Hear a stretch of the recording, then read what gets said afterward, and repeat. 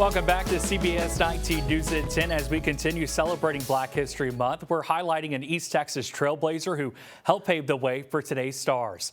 Long before the WNBA and before household names like Caitlin Clark and Angel Reese, Debra K Thomas was making her mark on the court.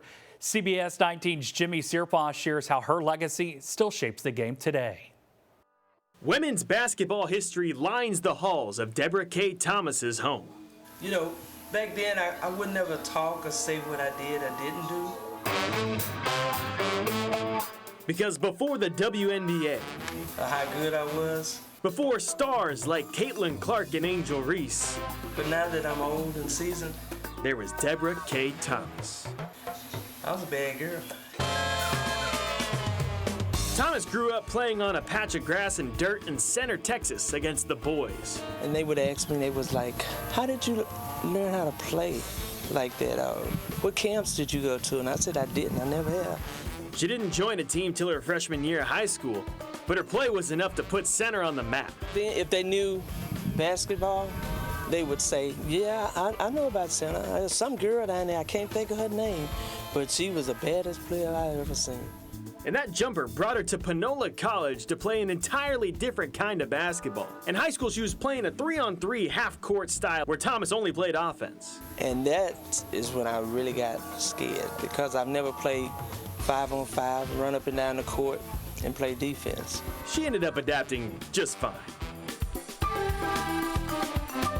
And that's when legendary SFA head coach Sue Gunter came calling, and so did opportunity. And at Stephen F., it opened up a lot of doors. I had the opportunity to play in the East-West All-Star game. I got chosen to play on the USA ABA team that toured Asia, Seoul, Korea, China, Beijing, Hong Kong, all those places. Where I know if I hadn't played, I've been gifted to play the sport that I love, I would have never been able to do those things.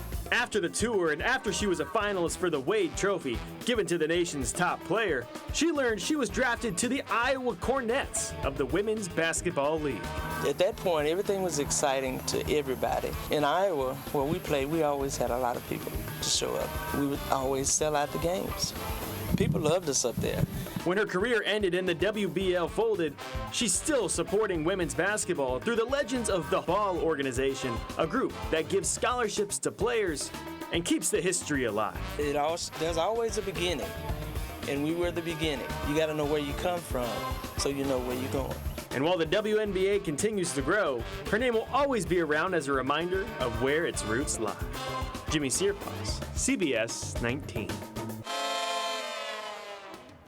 Well, make sure you join us for the CBS 19 Black History Month special, celebrating resilience across East Texas and the trailblazers who paved the way for future generations.